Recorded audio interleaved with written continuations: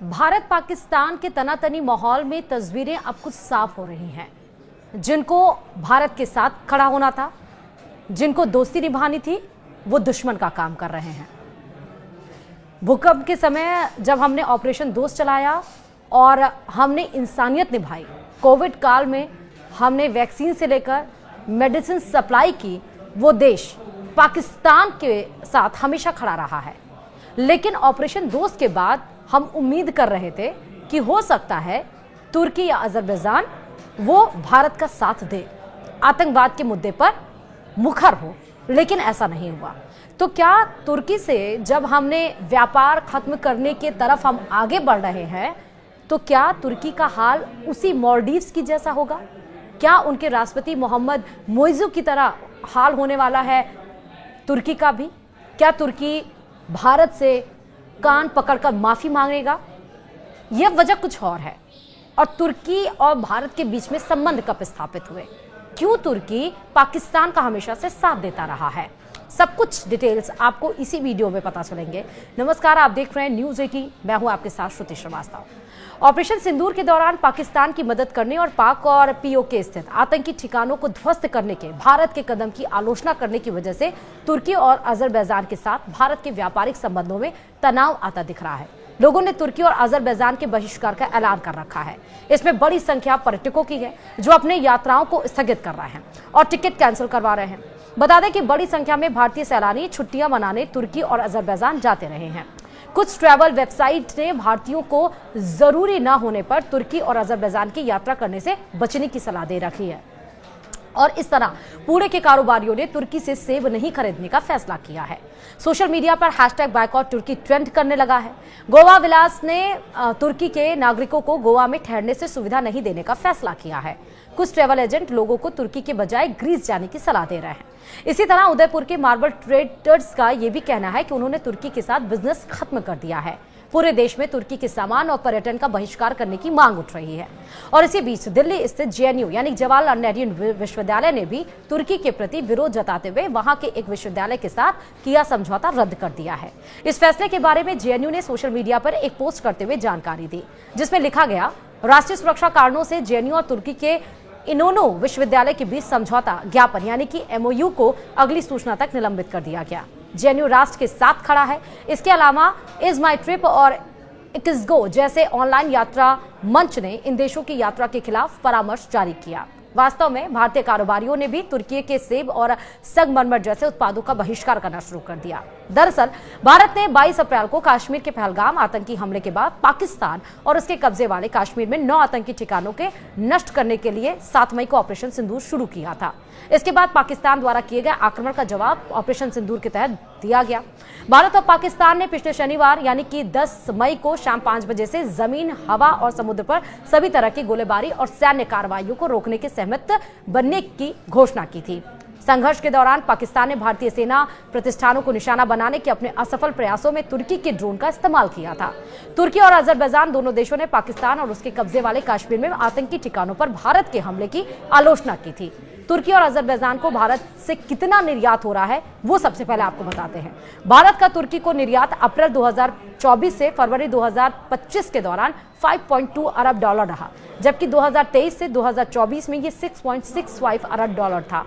यह भारत के कुल $437 अरब के निर्यात का सिर्फ 1.5% है। वहीं भारत का अजरबैजान को निर्यात अप्रैल 2024 से फरवरी 2025 के दौरान मात्र $8.6 करोड़ रहा, जबकि 2023 से 2024 में यह $8.96 करोड़ था। यह भारत के कुल निर्यात का मात्र 0.02% है। तुर्की और अजरबैजान से भारत का कितना आयात है, वो भी आपको बताते हैं। दरअसल तुर्की से भारत का आयात अप्रैल 2024 से फरवरी 2025 के दौरान $2.84 अरब था, जबकि 2023 से 2024 में यह $3.78 अरब था। यह भारत के कुल $720 अरब के आयात का सिर्फ 0.5% है। वहीं भारत में अजरबैजान से आयात अप्रैल 2024 से फरवरी 2025 तक 19.3 करोड़ अरब था, जो 2023 से 2024 में 7.4 अरब यानी भारत के कुल आयात मात्र 0.002% था। साफ है कि भारत का दोनों देशों के साथ व्यापार अधिशेष है। तुर्की से क्या क्या अब आयात और निर्यात होते हैं वो भी आपको बताते हैं। भारत द्वारा तुर्की को खनिज ईंधन और तेल यानी 2023 से 2024 में 96 करोड़ डॉलर, विद्युत मशीनरी और उपकरण, वाहन और उसके कलपुर्जे, कार्बनिक रसायन, फार्मा उत्पाद, टैनिंग और रंगाई की वस्तुएं, प्लास्टिक, रबर, कपास, मानव निर्मित फाइबर, लोहा और इस्पात का निर्यात किया जाता है। वहीं तुर्की से भारत विभिन्न प्रकार के मार्बल यानी ब्लॉक और सैलब, ताजा सेब यानी लगभग 1 करोड़ डॉलर का जो है सोना, सब्जियां जो कि सोना का भी बाइकॉट राजस्थान के ज्वेलर्स के द्वारा किया जा रहा है, सब्जियां, चूना और सीमेंट, खनिज तेल 2023 से 2024 में 1.81 अरब डॉलर था। रसायन, प्रकृति या संवर्धित मोती, लोहा और इस्पात का आयात करता है।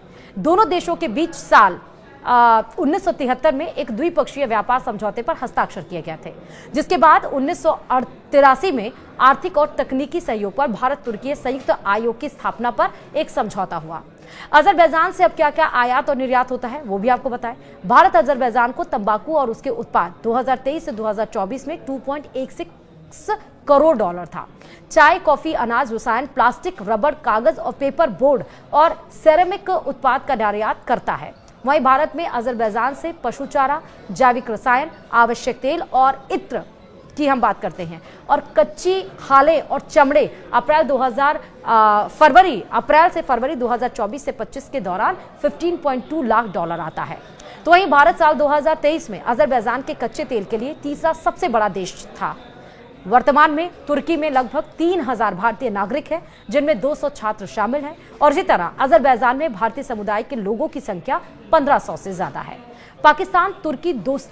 अच्छा, अब आपको बताते हैं, ये सब हमने आपको बताया कितना आयात, कितना निर्यात, क्या क्या होता है। अब आपको बता रहे हैं इन सब के बीच में जब भारत और पाकिस्तान के बीच में तनातनी का माहौल था, 10 को जब हमने सीज फायर आधिकारिक तौर पर जब ऐलान किया, उस बीच में तुर्की की तरफ से पाकिस्तान के लिए क्या लिखा गया सुनकर आप हैरान हो जाएंगे। तुर्की की तरफ से लिखा गया, पाकिस्तान तुर्की दोस्ती जिंदाबाद। ये शब्द तुर्की के राष्ट्रपति रेसेप तैयब एर्दोगान ने सोशल मीडिया प्लेटफॉर्म एक्स पर लिखे हैं। बीते मंगलवार को पाकिस्तान के प्रधानमंत्री शहबाज शरीफ ने एर्दोगान का शुक्रिया अदा किया और फिर उन्हें इस अंदाज में शहबाज शरीफ को जवाब दिया। भारत और पाकिस्तान जब संघर्ष के दौरान आमने सामने थे, तब तुर्की खुलकर पाकिस्तान का साथ दे रहा था। ऐसा पहली बार नहीं जब तुर्की भारत पाकिस्तान के किसी मसले पर पाकिस्तान के साथ खड़ा हुआ हो। संयुक्त राष्ट्र जैसे अंतर्राष्ट्रीय मंचों पर तुर्की ने कई मौकों पर पाकिस्तान का समर्थन किया। भारत और पाकिस्तान के बीच संघर्ष शुरू होने के बाद 9 मई को एर्दोगान ने पाकिस्तान के समर्थन में एक्स पर पोस्ट किया था, जो मैंने आपको बताया। उन्होंने पाकिस्तान के लोगों को भाई की तरह बताया था और उनके लिए अल्लाह से दुआ की बात कही थी। साथ ही उन्होंने पहलगाम हमले की अंतर्राष्ट्रीय जांच वाले पाकिस्तान के प्रस्ताव का भी समर्थन किया था। हमले के कुछ दिन बाद टर्किश एयरफोर्स का C-130 जेट पाकिस्तान में लैंड हुआ था। हालांकि तुर्की ने इस लैंडिंग को ईंधन भरने से जोड़ा था।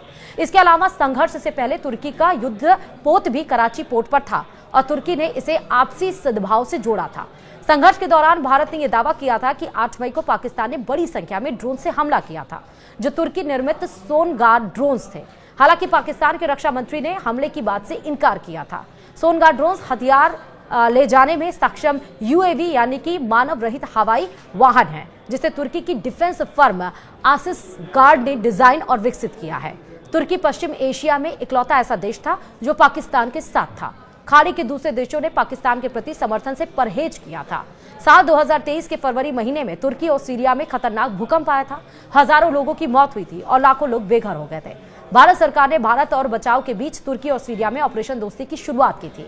इस ऑपरेशन के तहत भारत से विमान के जरिए तुर्की में राहत सामग्री भी भेजी गई थी। तब भारत में तुर्की के तत्कालीन राजदूत फिरात सुनेल ने कहा था, यह ऑपरेशन भारत और तुर्की के बीच दोस्ती को दर्शाता है और दोस्त हमेशा एक दूसरे की मदद करते हैं।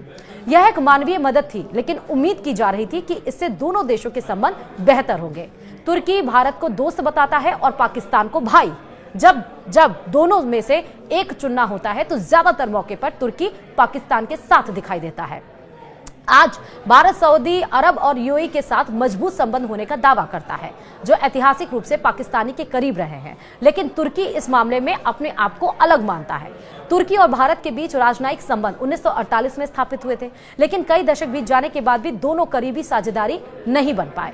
तुर्की और भारत के बीच तनाव की 2 अहम वजह मानी जाती है। पहला, कश्मीर के मामले में तुर्की का पाकिस्तान की तरफ झुकाव, और दूसरा, शीत युद्ध में तुर्की का अमेरिकी खेमे में होना, जबकि भारत गुट निरपेक्षता की वकालत कर रहा था।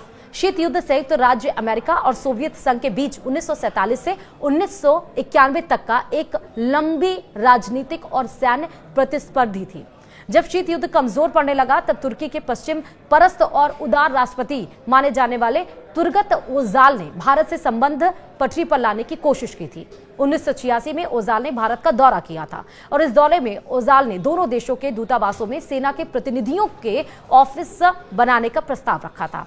इसके बाद 1988 में भारत के तत्कालीन प्रधानमंत्री राजीव गांधी ने तुर्की का दौरा किया था। राजीव गांधी के दौरे के बाद दोनों देशों के रिश्ते कई मोर्चों पर सुधरे थे, लेकिन उसके बावजूद कश्मीर के मामले में तुर्की का रुख पाकिस्तान के पक्ष में ही रहा, इसलिए रिश्ते में नजदीकी नहीं आई। 2014 में नरेंद्र मोदी भारत के प्रधानमंत्री बने और 2014 में ही एर्दोआन प्रधानमंत्री से राष्ट्रपति बने। 2017 में एर्दोआन राष्ट्रपति के रूप में भारत आए, लेकिन प्रधानमंत्री नरेंद्र मोदी कभी तुर्की के आधिकारिक दौरे पर नहीं गए। 2019 में पीएम मोदी को तुर्की जाना था, लेकिन यूएनजीए में एर्दोआन के कश्मीर पर बयान के बाद यह दौरा टाल दिया गया था। पाकिस्तान और तुर्की की इस्लामी पहचान लंबे समय से दोनों देशों के बीच मजबूत साझेदारी का आधार रही है, लेकिन यह सिर्फ यही तक सीमित नहीं है। संकट के समय दोनों एक दूसरे के साथ खड़े भी दिखाई देते हैं। शीत युद्ध के दौरान पाकिस्तान और तुर्की सेंट्रल ट्रीटी ऑर्गेनाइजेशन और क्षेत्रीय सहयोग विकास जैसे संगठनों में से एक साथ थे। पाकिस्तान ने सरप्राइज में ग्रीस के खिलाफ तुर्की के दावों का लगातार समर्थन किया था और इसके लिए पाकिस्तान साल 1964 से और 1971 में सैन्य सहायता देने का वादा कर चुका है। तुर्की भी कश्मीर के मसले पर लगातार पाकिस्तान का समर्थन करता आया है। 5 अगस्त 2019 को जब भारत ने जम्मू कश्मीर का विशेष दर्जा खत्म किया था, तो अगले महीने सितंबर में ही एर्दोआन यानी राष्ट्रपति एर्दोआन ने संयुक्त राष्ट्र की आम सभा को संबोधित करते हुए विशेष दर्जा खत्म करने का विरोध किया था। 2003 में प्रधानमंत्री और 2014 में राष्ट्रपति बनने के बाद एर्दोआन 10 से ज्यादा बार पाकिस्तान का दौरा कर चुके हैं और इसी साल फरवरी में उनका हालिया पाकिस्तान दौरा था और उन्होंने पाकिस्तान को अपना दूसरा घर बताया था। इस दौरान दोनों देशों ने 24 समझौते पर हस्ताक्षर भी किए थे और $5 बिलियन व्यापार के लक्ष्य पर राजी हुए थे।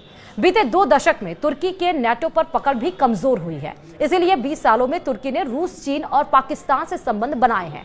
अगर नेटो में कुछ होता है तो तुर्की के लिए पाकिस्तान भी एक महत्वपूर्ण देश होगा।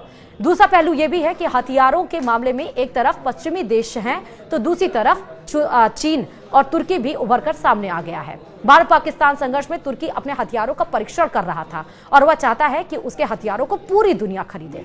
भू राजनीतिक रूप से तुर्की खाड़ी देश में सऊदी अरब और संयुक्त अरब अमीरात के नेतृत्व की चुनौती का सामना कर रहा है। इन देशों के प्रभाव को कम करने के लिए भी वह पाकिस्तान और मलेशिया जैसे गैर खाड़ी मुस्लिम देशों के साथ संबंध मजबूत कर रहा है। इसके साथ ही तुर्की हिंद महासागर पर अपना फोकस बढ़ा रहा है। हाल के सालों में तुर्की की नौसेना और पाकिस्तानी नौसेना ने हिंद महासागर में कई साझा युद्ध अभ्यास भी किए हैं, लेकिन जब उसकी इकोनॉमी पर्यटन है और उस पर जब वॉर कर रहा है, जब ट्रेड दोनों के बीचों में ट्रेड के समझौते जब लगभग अच्छे हो रहे थे, उस पर जब भारत वॉर कर रहा है, तो अब समझ जाना चाहिए कि मालदीव्स की तरह भारत के सामने जिस तरह मालदीव्स ने घुटने टेके, उस तरह से तुर्की भी अब वो दिन दूर नहीं है जब कान पकड़कर भारत से माफी मांगने के कगार पर खड़ा हो जाएगा। फिलहाल आप इस वीडियो के बारे में क्या सोचते हैं, कमेंट बॉक्स में जाकर अपने कमेंट जरूर लिखिएगा। इसी के साथ इस वीडियो में फिलहाल अभी लेता है। नमस्कार।